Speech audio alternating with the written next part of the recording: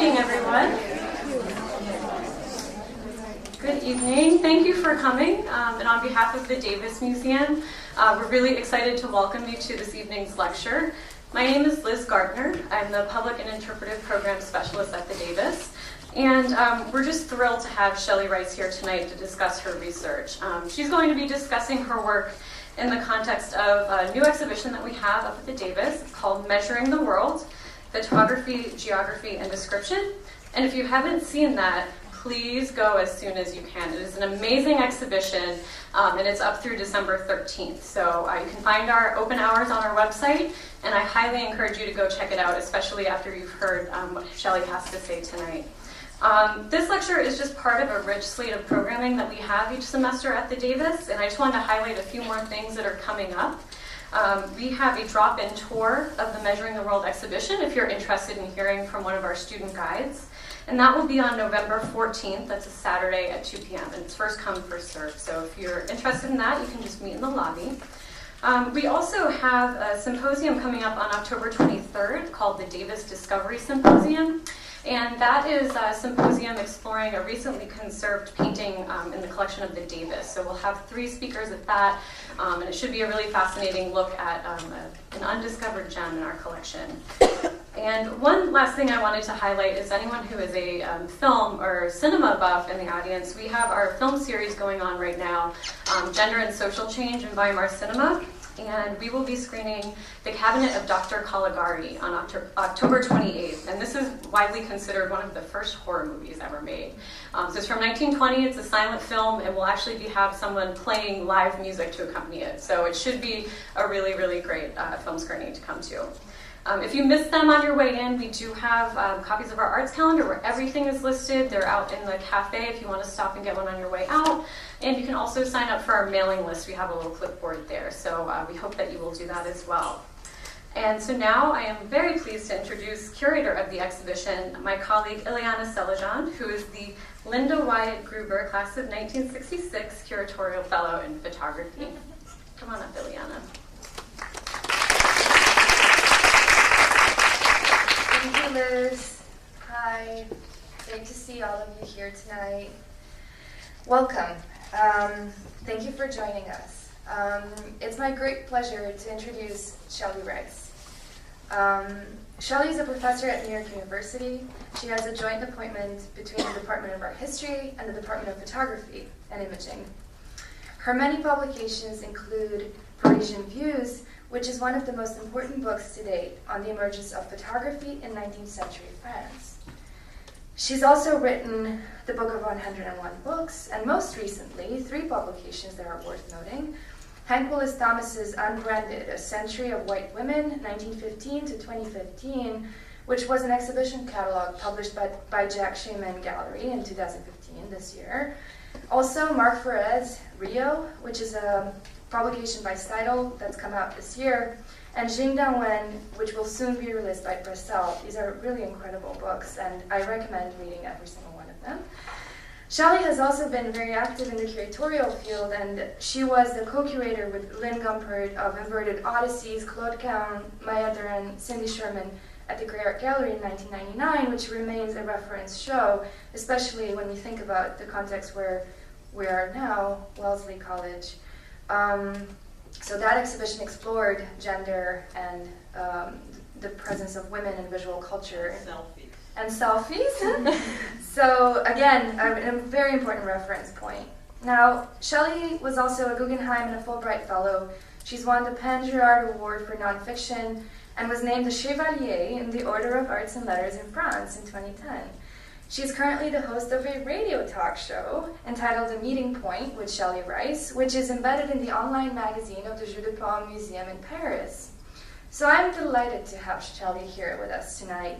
And as a former student, TA, and advisee, I am really grateful to have the opportunity to acknowledge, and in a public academic forum, the impact that her work and mentorship has had on my own career and life. So thank you. Welcome, Shelley.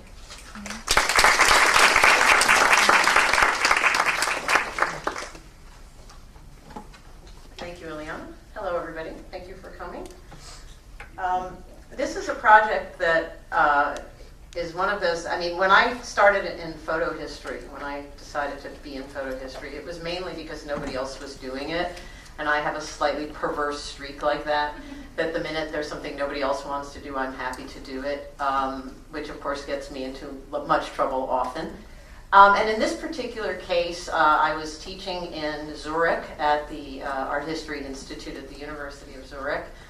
And they were having a lecture series I was asked to participate in that was called The Geography of Photography, American Photography. So I was supposed to say something about American photography. Okay, obviously I've studied immense amounts of American photography history. I'm involved with many current American photographers, except being basically perverse. And I don't mean that in a sexual sense. I mean just stubborn and, you know, a little strange. I decided that I needed to unpack that question. The question of, now, how can you call it American photography today? Okay, now, is that really a relevant fact? I mean, what makes something geographically grow out of a particular space, especially since photography is about portability, reproducibility, mobility, and that in fact, you know, the issue may be to really understand the question of the geography of photography from the point of view of whether that statement makes any sense. So I started working on Alfred Stieglitz, whose work you'll see here, because he is the quintessential American photographer. He's the person who's credited with being the father of American art photography. He's the one who started the gallery. He's the one who, frankly, I teach at NYU. I have hundreds of students who were there because Stieglitz made New York the epicenter of the history of photography. F. Hollanday tried hard to make Boston the epicenter. And the two of them had many fights, and Stieglitz won, and so I have a job. So I understand the nature of American photography, but at the same time, looking again, taking the skewed perspectives that I always like, looking at Stieglitz from another point of view started opening up a can of worms. Because Stieglitz himself was very much aware of the shifting geographies when he was working in New York and creating his gallery. So this that you're about to see now, for the past few years, I have been sitting around a lot in Paris in archives. I've been looking at Albert Kahn's archives. I have spent a lot of time in archives in Switzerland, in Zurich. I've spent a lot of archive time in the Library of Congress and also in the Colorado Historical Society, looking at three particular archives of image networks. Okay, if I'm shifting the point of view from the individual image to the question of the networks, the distribution of these images, you know, at a given point in time, which happens to be roughly 1900, and I'm coming up with some surprising issues. Essentially what I'm talking about here, and the reason I have these three, is because I'm talking literally about pyramids of culture. I went to Princeton to study photo history. I was never taught about my ID photo or my driver's license or the x-ray I did in the doctor's office. At Princeton, we discussed Stieglitz. We discussed art photography. There was a tacit assumption that when we're discussing photography, we're talking about the top of the pyramid. Now, again, the question is, how did that top get there? And is that, in fact, a valid assertion? And so when we're talking about Alfred Stieglitz, we're talking about, again, a person who was very involved in elitism, again, with qualifications, which I'll discuss. Albert Kahn, who was a greatly elitist but tremendously interesting man in France, who created, how many of you know the Archives of the Planet? Do any of you know this? This is one of the most amazing treasures on the earth. You'll love this. These pictures are great. And then the third thing is absolutely the vulgarian. It is the absolute antithesis of anything that could possibly be elite. And this is what I discovered thanks to one of my students in Switzerland, which is PhotoGlob. PhotoGlob, in fact, who knows Oral Fuseli? It's a bookstore chain in Europe, a wonderful one.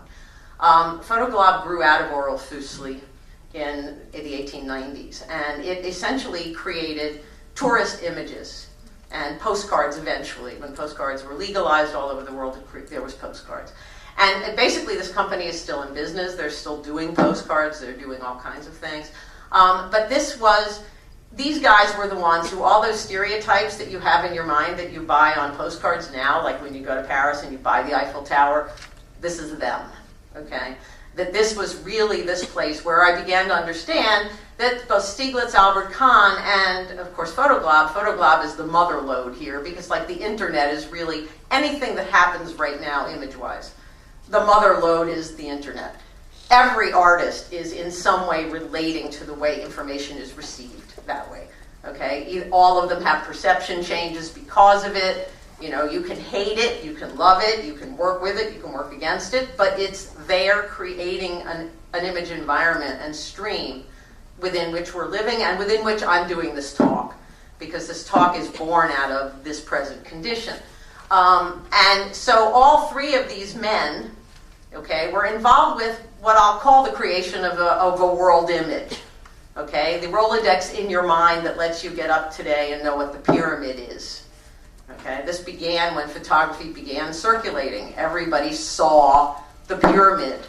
Okay, and when you're talking about mass production and mass circulation, you are really talking about all of us making up, measuring the world. You're making a mental map in your head that we all share of images and stereotypes. And this talk is really about the three ways in which these are people working at roughly the same time in 3 different countries, and they are, at the moment that they're working in 3 different countries, they also are establishing with their image networks different relationships to class, different relationships to international awareness and the relationship between what is local and what is global. In other words, this question of geography.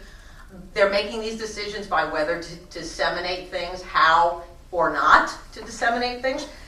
They're also questioning and challenging all of our received information. In other words, after you do this research, the history of photo looks very different. About subjectivity and authorship, these things are also, as you will see, put into great question, all of the absolute bedrocks of photographic art history, but also our ideas of temporality, those decisive moments.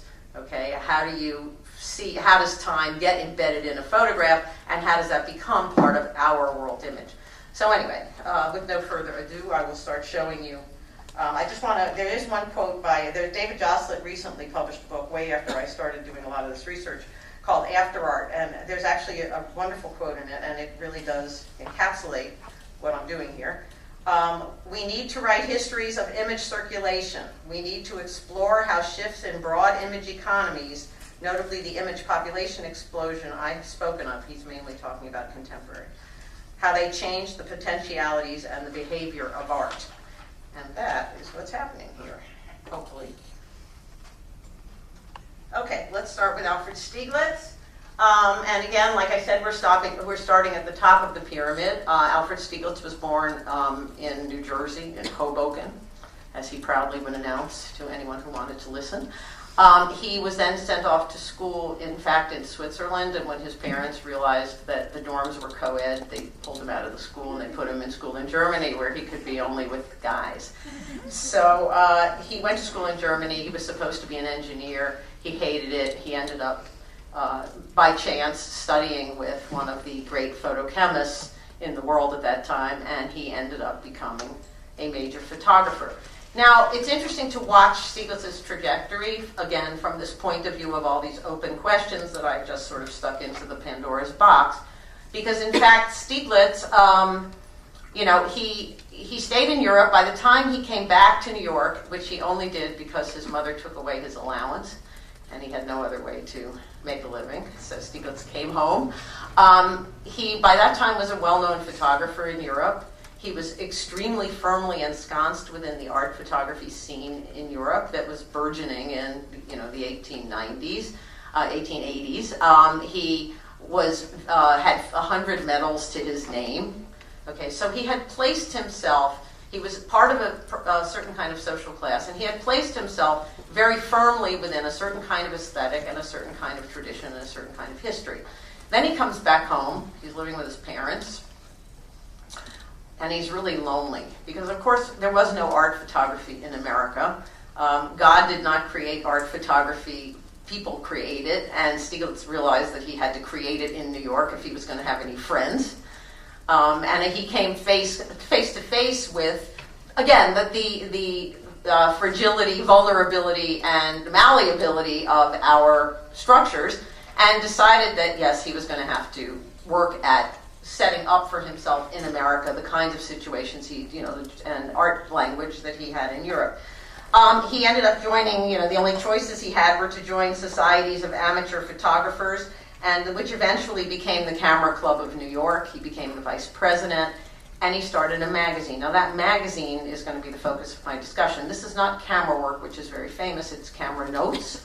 It's the first one that he did, and I want to use it as a kind of groundwork for what I'm going to say. But the main thing is that Stieglitz is very well known for a certain, what Sarah Greenow at the National Gallery has called a key set, a certain set of images that he chose, that he culled out of his body of work, that he decided were his best, and that he wanted to represent him. Now, these images are part of a kind of pantheon, okay, like the terminal here. This man in the terminal, of course, I think you've all heard the story. He's walking around town. He's got, again, a hand camera. I'm going to discuss that. And he looks at the sky, and here's this guy who's like, this is before subways, and so he's like, he's walking around with his horse, and this is actually interesting. Like, there's a political aspect to this, because in fact there was a lot of political movements around these guys who were riding the horse-drawn carriages, because they used to freeze to death on the way downtown. And there was sort of, they were not inside cabs. Eventually they had to be because of political issues. But the bottom line is he looked at the sky and he realized that the sky at least had his horse, and the sky was luckier than Stieglitz because he wasn't lonely, blah, blah, blah. Anyway, the point is he takes this picture. Now, again, he takes this picture. It's a very famous picture about this worker, and he said he came back to America, and he was so proud to be American, and there were all these workers, and then, of course, he realizes, all the problems in the country and blah, blah. But he takes this picture. Now, all of these pictures that are well known by Stieglitz have been taken with a hand camera. Now, this is part of the discussion. Stieglitz arrives back in New York, and he, wants to take pictures, but on the other hand, everybody used much more elaborate cameras, and no one in Europe.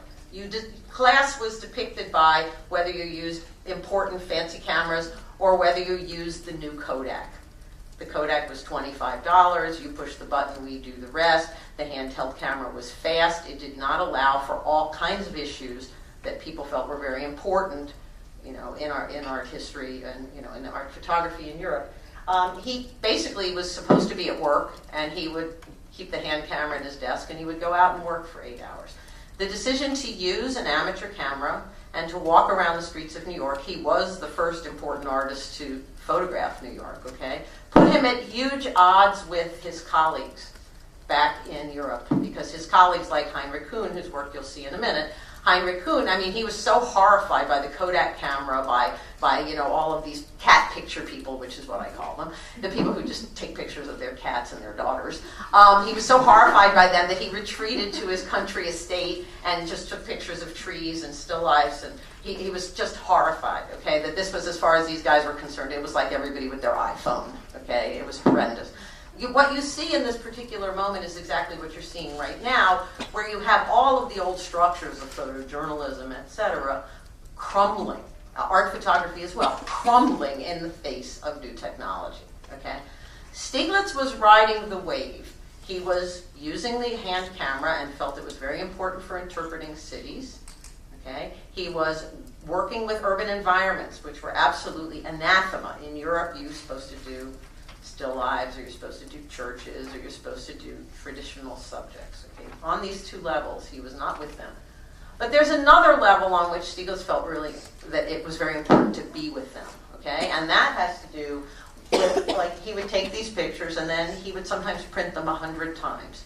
A lot of these pictures had a tremendous amount of detail in them, which he shaded out, which he dodged and burned and worked with and cropped and created pictures of workers on the street that fit in with the European tradition of petit métier, okay, of small tradesmen, workers, okay. You therefore create in this gentleman, okay, by focusing on him, by giving this metaphoric view of a worker in New York, you focus on a timelessness what Bergson would call the durée, this duration of time in the picture where this person stands out. Now let me show you what I mean.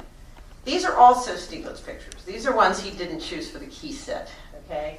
And he did a lot of snapshots when he first arrived back in New York. He published them in Scribner's Magazine. He published them. He wanted to publish a whole portfolio, which he called Picturesque Bits of New York. These things are virtually unknown because they really are snapshots. None of these things fit into his canon, these little snaps of life, like a vendor. This is Easter Sunday in Manhattan. And this particular convergence here will show you why. This is another very famous Stieglitz image. It is part of the key set. There's several different versions because he did all different kinds of cropping. Now again, Stieglitz, when he photographed, the pictures that he tended to say were pictures that were taken in rain or snow. And it's not because he liked getting wet, but it was because he was part of a movement in Europe that basically differentiated themselves from the cat picture people by making pictures fuzzy. Okay, now this sounds ridiculous, okay? I'm sure there are people who think it is ridiculous. That essentially if you wanted to not be a vulgarian, you made a fuzzy picture because it looked more like a painting, and you could suppress some detail so that you didn't seem to be at the mercy of the machine, etc., etc. And this pictorialist movement, which is what it was called, pictorial being art, the pictorialist movement circled the globe. I mean, it was everywhere, and it was the way you commanded respect for being an artiste. All right. Now, when Stieglitz came back to New York, he might have been photographing, some guy who's like driving an omnibus. He might, the horse-drawn buses. He might be photographing him. A lower-class person. He might be using radical subject matter of the New York City streets. However, the pictures he decided to keep used this fuzzy language. He made sharp negatives, but there was snow.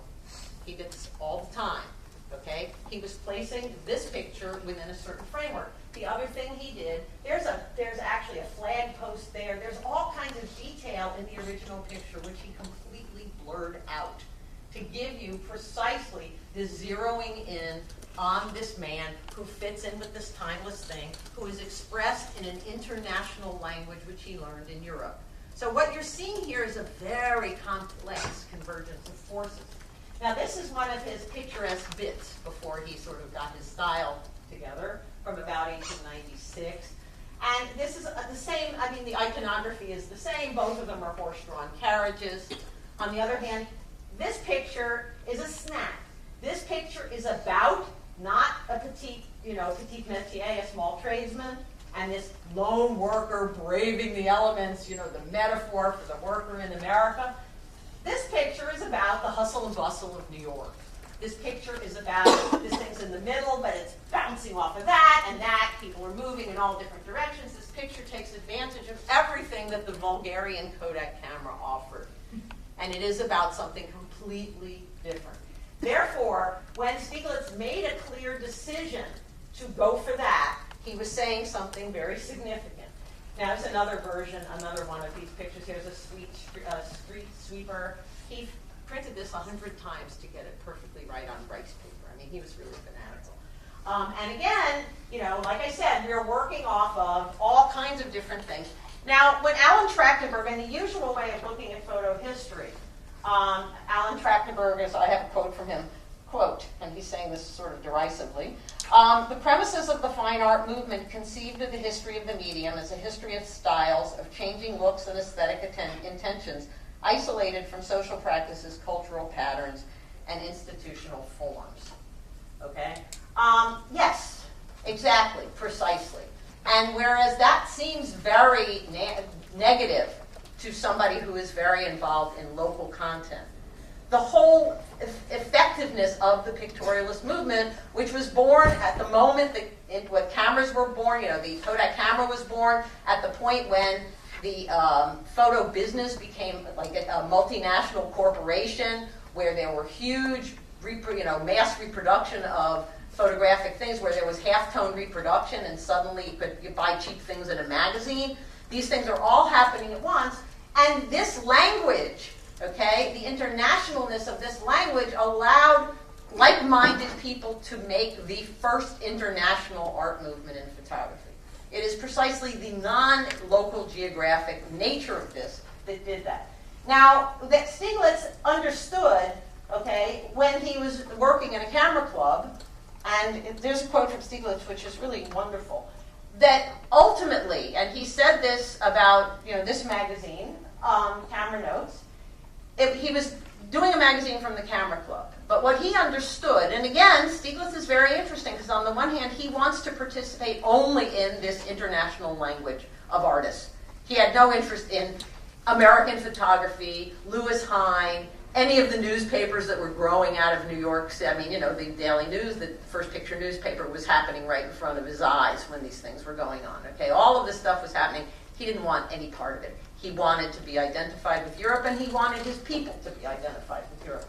But on the other hand, in order to do that, he had to teach them how to make art photography. And so basically, he figured out that if you can't beat them, join them. You use a magazine to do this. And he started telling people in the camera club, okay, this is how you're supposed to make pictures. And they wanted to take pictures of their cats, so they were pissed off. And he basically used the magazine as a way of publishing European work, sending it out all over America, telling people to do this and send it in to him, and then he published that. Essentially, the magazine became a feedback loop. So on the one hand, what he was doing was teaching people like F. Holland Day and people in Chicago and people in people in California, Clarence White in Ohio, Annie Brigman was in Hawaii. He's teaching them how to do this. They're sending work in. Then he's like, okay, and he says, Europeans in one country after another were talking about camera notes and about New York's camera club. I had a mad idea that the club could become the world center of photography. Local? I doubt it. Camera Notes soon expanded to 200 pages. The magazine was the making of the club. And in this comment that he said to Dorothy Norman before he died, you see the problem, the conundrum of the geography of photography, American photography. Because Stieglitz's aim was always to connect and elevate his countrymen and connect them into this network of the pictorialist movement that was there. And then, of course, he starts sending exhibitions to Europe of the Americans. And very soon afterwards, his photo secession becomes the major thing in photography, in art photography in the world. So again, the geography of photography is much bigger than the idea that he created a gallery in New York that gave me a job. Now, just showing you some pictures from this magazine. He started out with Robert Damaki, who's French. And again, these guys were doing various and sundry. He was publishing in Photogravure, so it was definitely not half-tone reproduction. A lot of these people were using gum prints. They were doing handwork on the prints, so it was halfway between photography and painting. That's Horace Hinton, who's from England. Now, all of these people were there as models for Americans. That one is Hugo Hennenberg. He was Austrian. The Austrians were real pioneers in this. They were major. And there was a trifolium. There were 3 different people. And Hennenberg actually participated in Camera Notes. Our friend Heinrich Kuhn, who's the one who went hiding in his country estate because he was so horrified, he didn't want to be part of it. However, this is one of the most beautiful things ever. It's an autochrome. In fact, he worked with Stieglitz on autochromes. They were friends. He was a huge influence on Stieglitz. But their attitudes toward all these things I'm talking about absolutely converged. Stieglitz went home and did his American thing, and Heinrich Kuhn absolutely decided that he was going to be the Dutch boy with his finger in the dike, and there was no way he was going there. Now, here are the Americans that responded. I think a lot of these people are known to you all. That's Gertrude Casimir, who at the time was living in Brooklyn and was an older woman whose kids were grown up. Blessed art thou among women, again, using photography not only fuzzily, but also to make statements, biblical statements, spiritual statements, etc. Clarence White, ring toss. And again, the idea of the language of photography, the fuzziness being a way that people could relate to each other. On some level, we have exactly the same thing going on now. At the point when 99% of the images we all see are smaller on screens, huge works are the thing, they're the currency of the art world. This is is exactly, again, the same thing. You have Candida Hoffer and you have this one and that one making immense pictures that are worth huge amounts of money and that are incredibly material in reaction to, and that becomes an international language that sells literally as an art currency around the world. So again, the fuzziness here is something that we understand as a way of declaring yourself, some type of photographer. The local guy. This is Alfred Stieglitz, one of my total favorite photographers. He lived in Boston and was the person who tried to make the center of photography in Boston. And this is his Ethiopian chief. He traveled all over the world. He's a truly global human. He traveled all over and brought home weird-looking outfits from everywhere and then wandered around Boston, and he was banned in Boston. I mean, people wouldn't let him on his lawn because they thought he was going to attack their kids. It's also, by the way, he's the first person to use the black body as subject in a really, out there arts context. And his family was involved in the Underground Railroad, his parents. He was quite a hip character. He was really great. Anyway, there are some pictures like this in camera notes. This is Ernest Ashton. He went to Egypt and took this picture, and the other one's from Cuba by Horace Latimer. They are not the norm.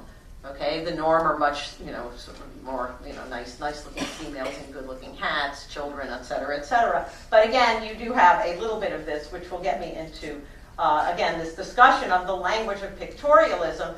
Now, the interesting thing is that, the magazine went all over and came back, and what happened, because this movement was very international, you ended up having all kinds of global connections. Now, this is the guy who started Shiseido, Shinzo Fukuhara. He loved photography. He came to New York. He studied with Stieglitz. He was completely into all of this, and he then went back to Japan and not only started Shiseido, but he also started a photo magazine. So again, this pictorialist, you see pictorialism in China, you see it in Sri Lanka in a commercial studio. So this language and what it meant to people and the way people used it, it was way, way beyond something that was geographically fixed. Now this is from, now I'm moving to my second person of record, the amazing Albert Kahn. Albert Kahn was born, hold on, I'm going to do a Marco Rubio. Did you hear about all the stuff Trump's been saying about him drinking water? Here I go.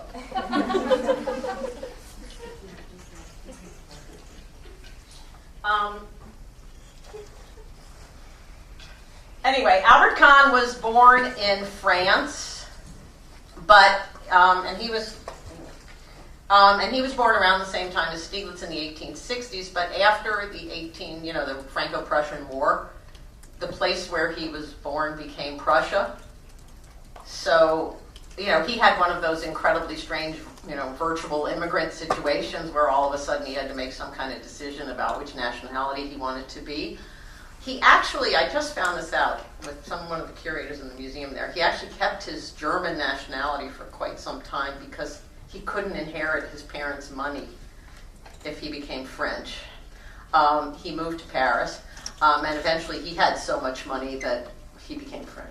So again, he is, even if he stayed in his birthplace, he would have been a global person because his birthplace morphed. But anyway, you're talking about somebody who came to Paris. His best friend, his tutor, was Henri Bergson, who is a huge player actually in this story, really very big. And he had a really good head for business. He first went to South Africa, and he worked in Cecil Rhodes' mines. He made a huge amount of money in the diamond mines of South Africa. He ended up going to Japan a lot. He was very identified with Japan. He was, again, a truly global human, and he made a fortune in Japan, had a ton of business dealings. So he comes back to Paris, he works in a bank, he buys a bank, he was enormously wealthy. And again, what's very interesting about Albert Kahn, he had no studies of the arts at all, which is one of the reasons why people here don't know him. Because in fact, what he was doing was working in a whole other context. And the context, again, there have been books on him, but it's like people don't get it. I've just spent years reading these archives. They're everywhere. It's just what he decided, okay, and part of this is, guilt, I think, is that, again, he faced another very incredibly intelligent man facing the issues of what do you do with this global life. Now, one of the things he became aware of is he's traveling all over the world and he's seeing all these amazing things, and he is totally aware of the fact that globalization of the kind we're talking about here and the one kind we look at now, but its version in the 1890s. He started actually his archive around 1910. He realized that all these things he was seeing were going to disappear. Okay, his work on some level is like Marville's work or Atget's work. I mean, more Atget's work, people who are really nostalgic, or Saunders' work, making sure to take pictures of everyone in German society because World War I had washed the whole economic structure away and the society was changing. There's a real need around the time before and after World War I. People really begin to think about using photography for the purpose of preservation of things that are swept away by historical circumstance. And here is somebody again who was an incredible elite, super elite. I mean, the museum is his house. It's got a garden with plants from all over the world. I mean, it's just an absolutely sumptuous, amazing thing. And somewhere along the line, he understood that his good fortune, that all these cultures were kind of collateral damage for that. And he became a man of peace. He had a lot of pacifists working around him, and he became very agitated to make sure to help preserve and learn about all these different ways of living life on Earth, before they disappeared. Now, his original idea was he started giving money to scholarships so that people like you, and he actually half to males and half to females, could travel. And again, and it's very important for this talk, what he said, to do travel and not tourism. Even by the time he started, he was already fed up with people just going and taking a picture of themselves next to the Eiffel Tower and leaving and not understanding anything about other people. And so he started these. They were like Fulbrights. I mean, they were one-year grants. People could travel somewhere. They could travel to various places, and they would then come home and present what they learned. And what he began to do, and again, whereas Stieglitz worked with lower classes, both subject matter and also there were lots of people that became photographers who were not rich, okay? He expanded things very, very much so, okay? Albert Kahn was very concerned about the French nation remaining on top. He was very concerned about making sure that the people that were going out into the diplomatic corps in the colonies, which he was very close to the colonial people, that those people were smart, they understood people, they respected people, and they knew something about them. Okay? His heart was in a good place, but it was a place very much connected to things that afterwards people thought were not very good. But he basically started sending people out, and then he decided that he wanted to endow a chair. He decided that he really needed to start an archive of the planet, which is what his archive is called. It is called Les Archives de la Planète, which is, okay, let's have an ego. It is the archive of the planet, and the idea was to literally create a record of life on Earth. He hired 8 photographers and 3 filmmakers. And again, this place that he lived in was like a panopticon. He sent the guys out. They went and looked at the world, all these white French guys. Okay, he's not taking people from different places. He has them go out, photograph things, and again, these photographs are very intelligent. There were no holds barred on them. They could say what they needed to say. They could go in the middle of World War I when they needed to. They brought back a tremendous amount of information, and then they would come back home, and that information would go into the archive. The archive was connected to a chair he endowed at the Collège de France, where this man, Jean Brun, who he hired, who was this big professor of human geography, would then use these pictures as slides, the way I'm using slides, to teach young French elite people who were in universities about the world, so they would treat it well and go out and be smart in it. And as he said, basically knowledge is power. If you understand, to prevision things is to know and to organize the future. He was involved in organizing the future and making sure that the French elite organized the future. Now, the photographs, interestingly enough, are autochromes, which is the strangest choice. Okay, so sitting in Bologna, where his house is now, there are all these boxes filled with 9 by 12 centimeter little plates that have to be seen in FaceTime. I mean, they're very hard to reproduce. I mean, obviously we've done this, but they're very hard to reproduce. They were projected. People saw them either in classes or they had to come to his house. Okay, it's the exact opposite of Stieglitz trying to create this huge network. It was all about coming back to him. The material came back to him. There were seances and meetings. Let's see. By the time he was finished with this archive, there were 120 hours of documentary film, 4,000 black and white prints, and 72,000 autochromes, which were done with a few second exposure in natural light. And so these are very slow processes at the point when there were Kodaks. Okay, they're very difficult to manage, and you need to see them with FaceTime. This is a very conservative way of working with imagery.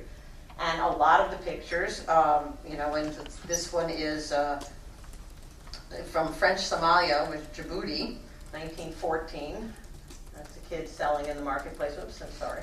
And over there is Dahomey, which has now been in, and that's a chief with his family, with various members of his extended harem family. And these things come back, and of course, the first thing you think about is that they look a lot like Impressionist, pointillist type paintings, the colors, et cetera, and also, like I said, very slow exposure times. Now, normally now when we talk about Albert Kahn, the museum has pictures like this. They have pictures, and the fact is that his house was not about beautiful pictures that look like Impressionism that were put up there of traditional cultures, in Iraq or in Cambodia or here or there, traditional dances.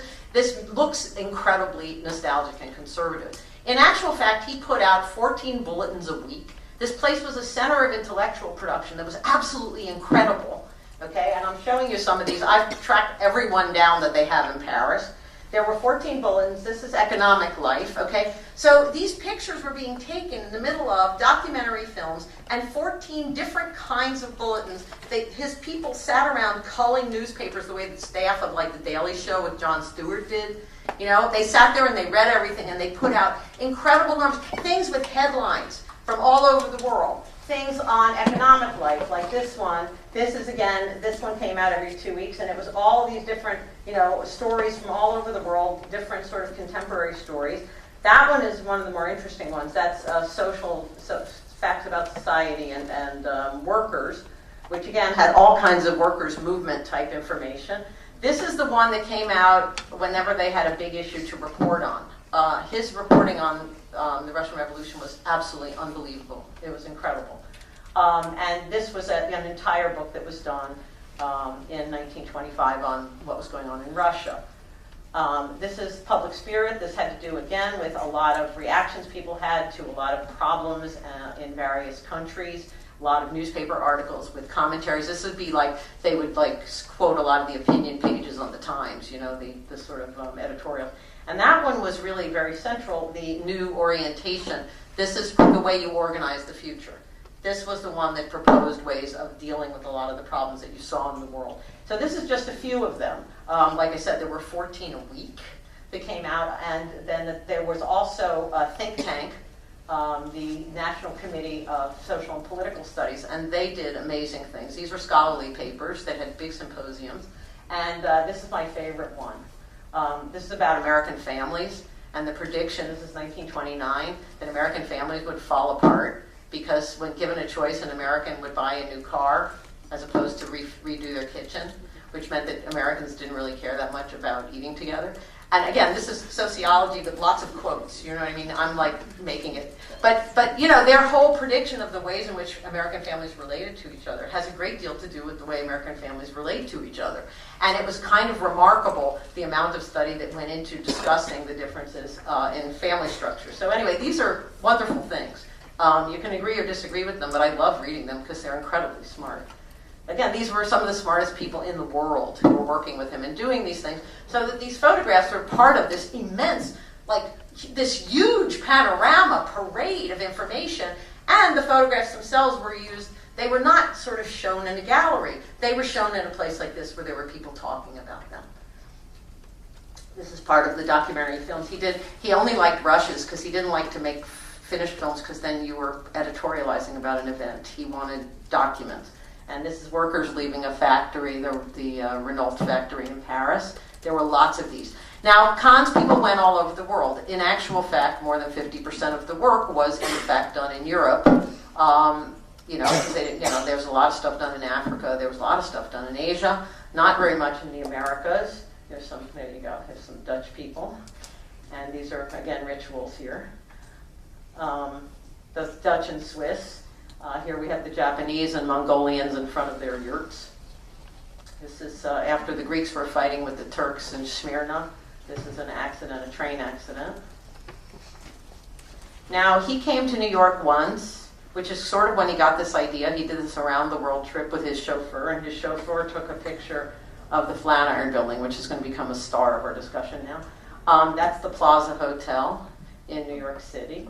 And this is when he got this idea that they should, since they were traveling around and the chauffeur was taking pictures, he thought, we'll do this archive, but I got to train photographers. I got to really get people who can do this.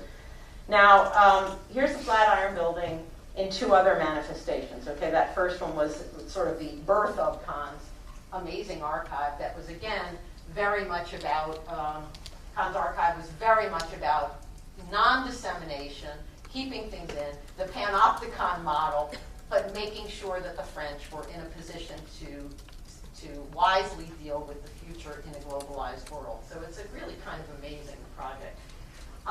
These are two pictures. This one, of course, is Stieglitz's very famous picture of the Flatiron Building, where he, again, the building is there kind of dancing with nature, and you see this thing rising above with the tree and blah, blah. And again, the idea of, the city being this dance between nature and culture. And the story he told is when he was taking this picture, his father came and said, why are you photographing that ugly building? It was finished in 1902, the photo in 1903. And Stieglitz said, this is what connects us to the Parthenon in Greece. This is our Parthenon. Again, this timelessness, the idea that this building, in doing this dance with the tree, is photographed in such a way that that particular moment when he took that picture, okay, becomes timeless. Right? This picture isn't timeless at all. This is a picture that was done by the Detroit Photographic Company, and it is a picture of the hustle and bustle around the Flatiron Building. And again, there's no date on this, and I'll explain to you why.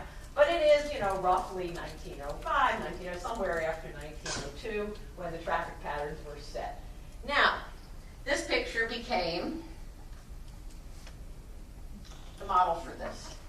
Okay? Now, this is our 800-pound gorilla in the room. This is, now I'm starting on the PhotoGlob networks that I mentioned earlier, okay, that were started, out of Switzerland, out of Zurich, by the Oral Fuseli people. And the company is called PhotoGlob. And again, these are people faced with the same kind of choices as Stieglitz and Albert Kahn, but making different decisions. Okay, these were commercial people.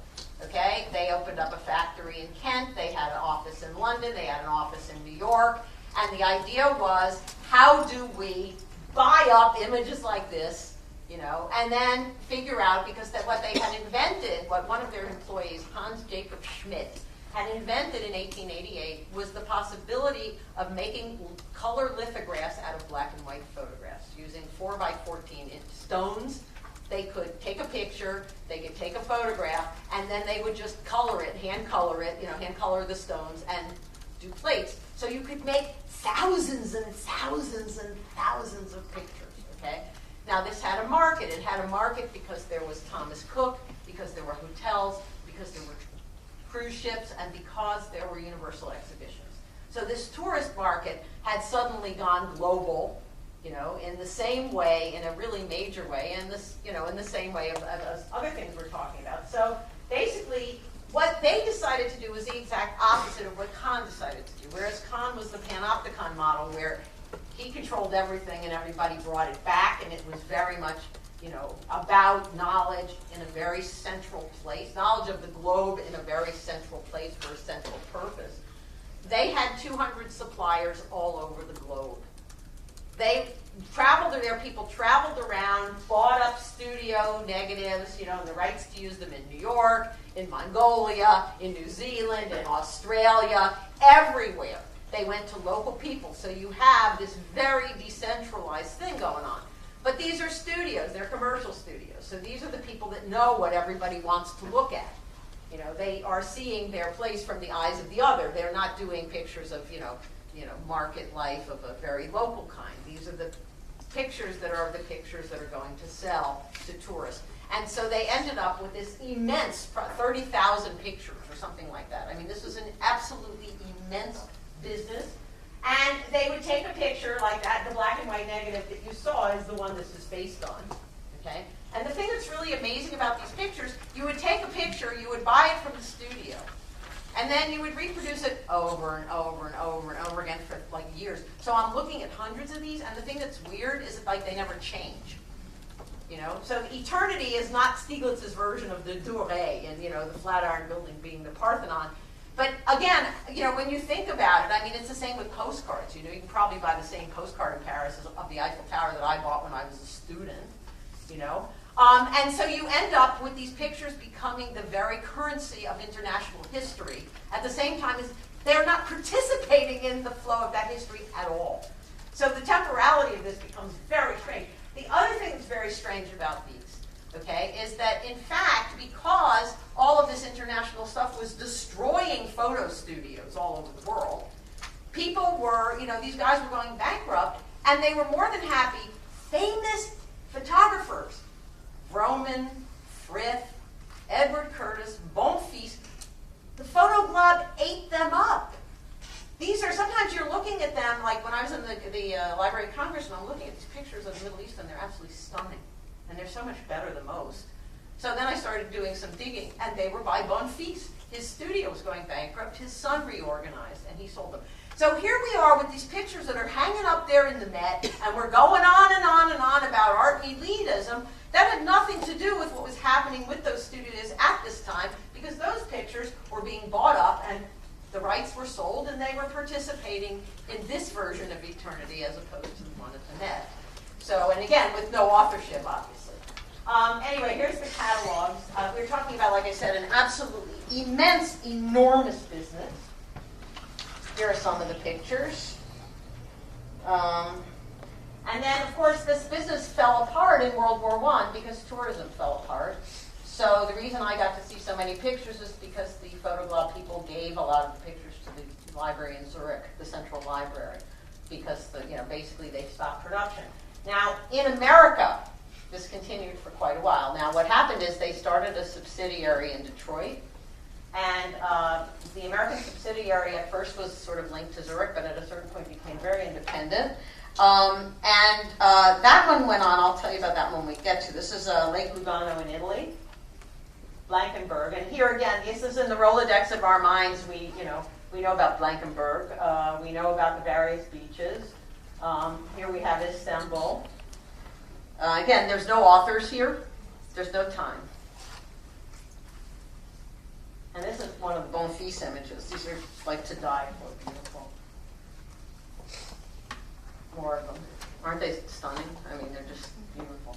Now, again, the thing that's weird about these things is they're color photographs, sort of. I mean, they're actually black and white photographs that were colored by hand, and they're being colored in Zurich by people who've never been to Algeria.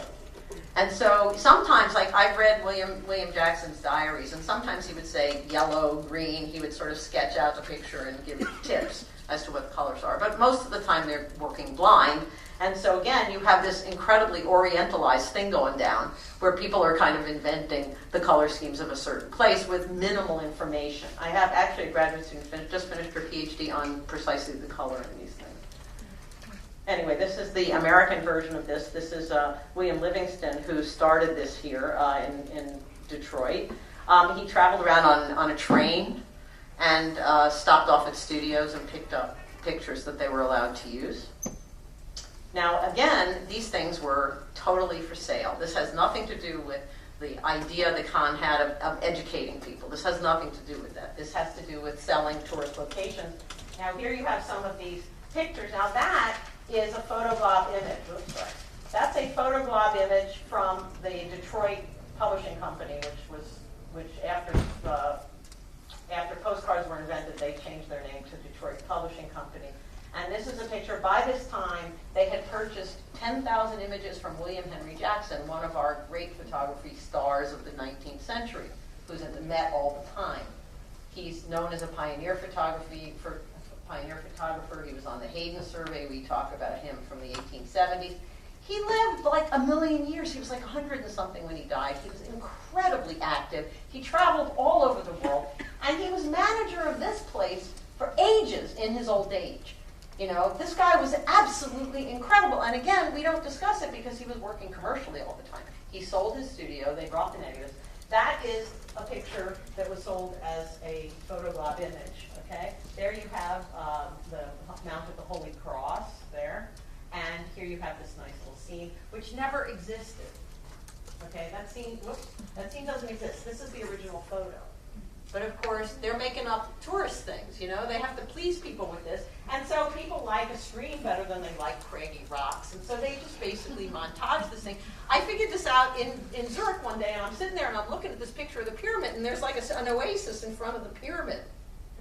I said, it looks like a golf course in front of the pyramid. It's the weirdest thing I ever saw. It's like, what's going on here? Then you realize that they're doing this stuff all the time. Here's postcards from America that were sold in Detroit. And this was the favorite all over the world, cowboys and burros. They called them burros. Cowboys and burros were like stock images that are totally, everybody's Rolodex of us are cowboys and burros. Way before John Wayne films. Now, William Henry Jackson, as he was traveling around, he took pictures in Havana and pictures in Mexico, and he contributed these kind of pictures to this thing. And he, again, we don't talk about this aspect of his life because it's a commercial aspect. And it put him in contact with some of the most amazing things, frankly, that were going on, you know, in photography. But on the other hand, you know, again, it's a commercial business. Now, it's the exact opposite, and I will end with this, of our friend Mr. Stieglitz.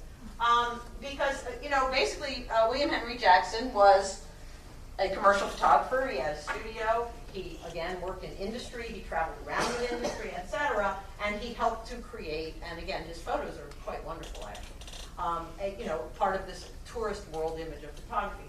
Stieglitz, on the other hand, when Stieglitz published, you know, around something like 1917, toward the end of camera work, he published a portfolio of his work, which he almost never did. And this one's called Old and New New York, and it's all the scaffolds and skyscrapers going up in the city. And he put it next to a Picasso drawing as a way of making clear to everyone what I've just been talking to you about. That this was always about the idea, one way or another, of creating a world image, and that these are three examples of the decisions people made in order to do that in 1900 that I think we can learn a lot from. Thank you.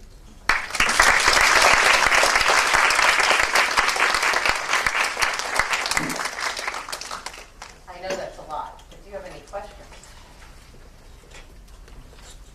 What year is this picture? The Stieglitz one, 1910.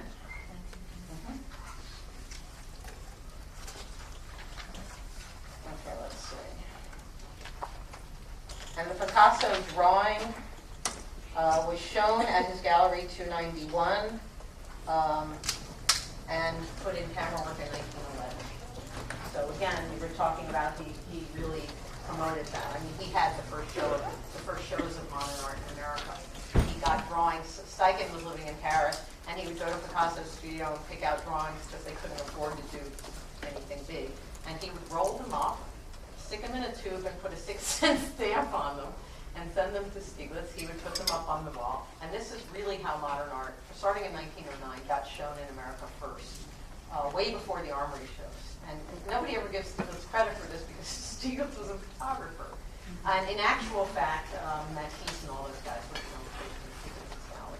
So that when I really say that this identification of modernism, he identified pictorialism and then eventually shifted his style over to a modernist style. But his identification was always with this very non-geographically specific idea of the monument, and not with something that was really, it was based in New York, but it was not of New York.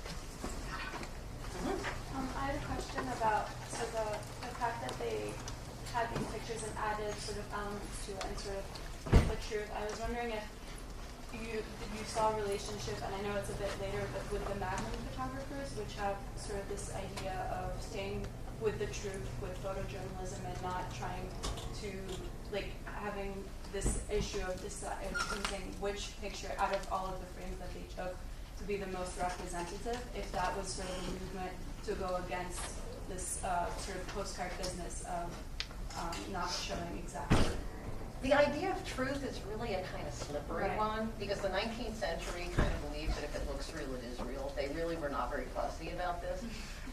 The idea of truth that you're talking about really grows out of the 1930s. And it grows out of, just for a few reasons, and one of them is, of course, the birth of Hollywood and the dream factories and the birth of advertising and all of these things that so clearly, I think more than say, the tourist industry, it was also everything that was happening in the 1920s where images became a field of dreams.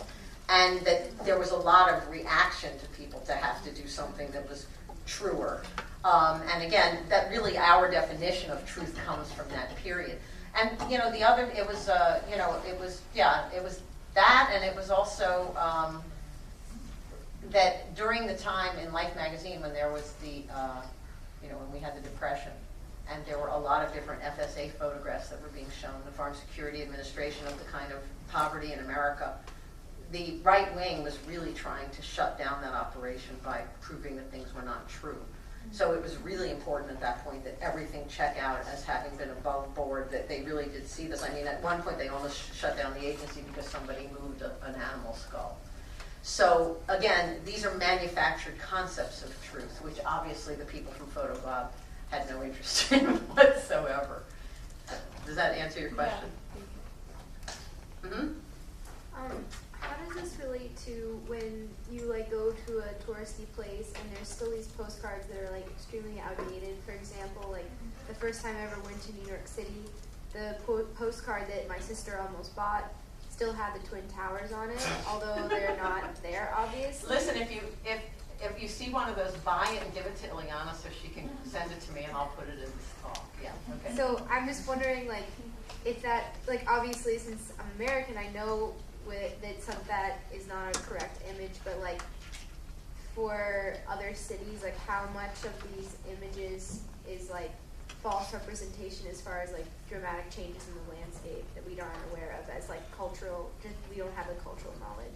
Well, I think Boris Groys has been really good on this subject because he talked about tourism as being something that eternalizes things and makes huge monuments out of things. And what he compared this to, this is in his book Art Power, and he compared it let's say you go and visit Florence, or you go and visit, Rome. You go and you're there for 4 days, and then in your mind that's a memory that never moves on in time. Do you know what I mean?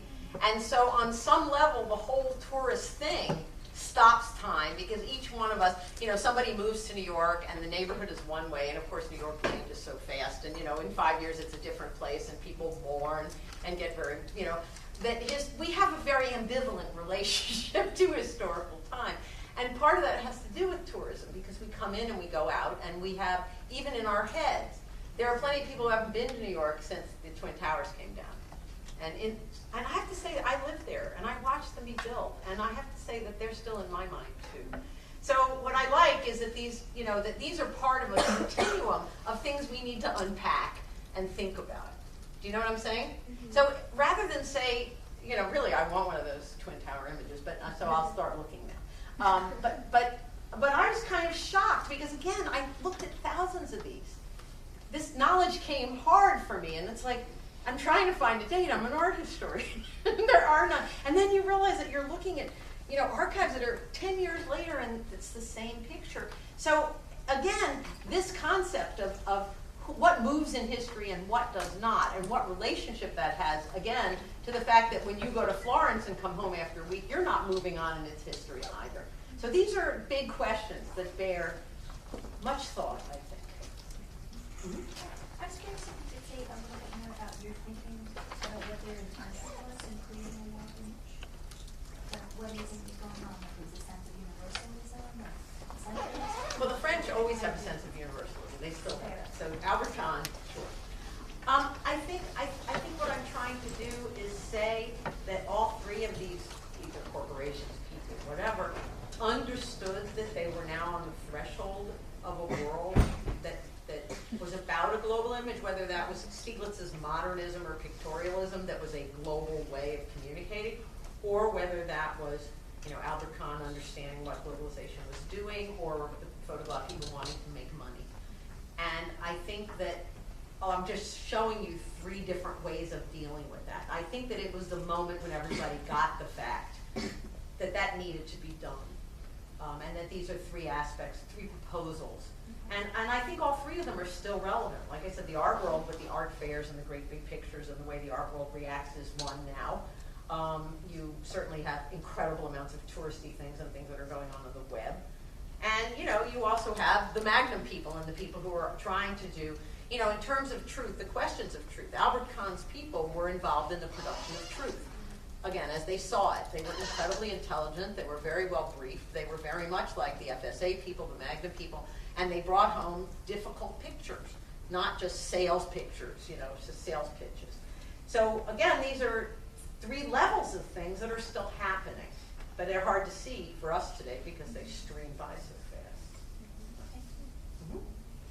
Thanks for a great talk. This is so stimulating and interesting. And the question I have is, it maybe just takes one little thought and trails it on, but in the same way that the color was applied to those photographs and everything conceivably looked like versus this photograph in black and white, how did the color of those postcard kinds of collections then have an impact as color photography started to take hold and found its way into fine art discussion and whatnot? I'm not 100% sure that it did. Because, I remember the first time I ever saw the PhotoGlob, the PhotoGlob material, there was a show, it was like 12, 15 years ago in Paris, and I walked by the Bibliothèque Française, and I thought, oh, I'll stop in and see that. First color photos, and I'm looking, and these don't look like photos to me. And I was completely, I'd never seen them. And the show was extremely ambiguous about the process, because they really don't look like photos particularly. They really are colored items. But again, there's plenty of photos in the pictorialist movement that are equally as colored. And so I think these things, it's sort of like, certain things from the internet just flow by. Color photography per se was invented, obviously there were various and sundry things like autochromes, but autochromes were really not very practical in terms of distribution, et cetera. Color photography was really invented in the 30s, but it was very, very, very, very expensive, and it was used by magazines. It was, done within corporations, and a photographer would use it, or a magazine or a stylist, but it was not practical in the art world till the 1970s. So therefore, by that time, these postcards had been replaced by the photographic postcards we know. Because really, this whole thing kind of tanked. The Zurich people gave their collection to the library during World War I, right before, because obviously nobody was moving around, so they weren't going to make a profit. The company, like I said, I know the head of the company, he's still around. The family, it's a family. They're now printing the new Swiss money. These guys are really something. But at the same time, what was I saying? What was I saying? Oh, the color photography. By the time, this kind of circled around, I think that they would be virtually unknown in the stream. That would be my guess. So I'm curious about the question of quantity, and just thinking about, the proliferation of photography around the time that the handheld camera became so widely available. And, back then, people didn't have the internet and Instagram and Facebook, so you're uploading the statistics and crazy, millions per day, right, overall on social media. Yeah. So we still have this notion that there was less, and obviously there was less photography that was being produced. But 30,000 is nothing. 30,000 is five minutes on the internet. Exactly. Yeah. So I'm really interested in this, Thanks for coming, people. Thank you. And in this, massive, just boom, explosion of visual culture that you just see gradually happening with more and more, as camera technology is becoming easier to get, easier to use, more affordable, you just have more and more people who are using it, and then you get to the cell phone era, where basically everyone who has a cell phone with a camera on it can potentially, put something out there. But I think that one of the reasons to do research like this, or I'll speak for myself on this, one of the reasons to do research like this is that problems better than I can see ours. And they are the same problems. And again, just this question of this, you know, this incredible mass production of these pictures that were all over postcards, and then you're asking me what is the impact on color photography, and probably zero. You know what I mean? But it, you know, you have this just huge proliferation of material. Except, again, it creates this eternity. It doesn't move in time. You have more and more and more of something that moves less and less. And again, these are big, big issues. And they apply to them and they apply to us also. So, yeah, I think that, yeah, it's impossible today. So it's easier to see this. Yeah. Especially when you're sitting in a library for weeks at a time looking at weird pictures of burros and cowboys and over and over again. You begin to hallucinate certain concepts that are very helpful. Anybody else? Well, thank you all very much for coming. It's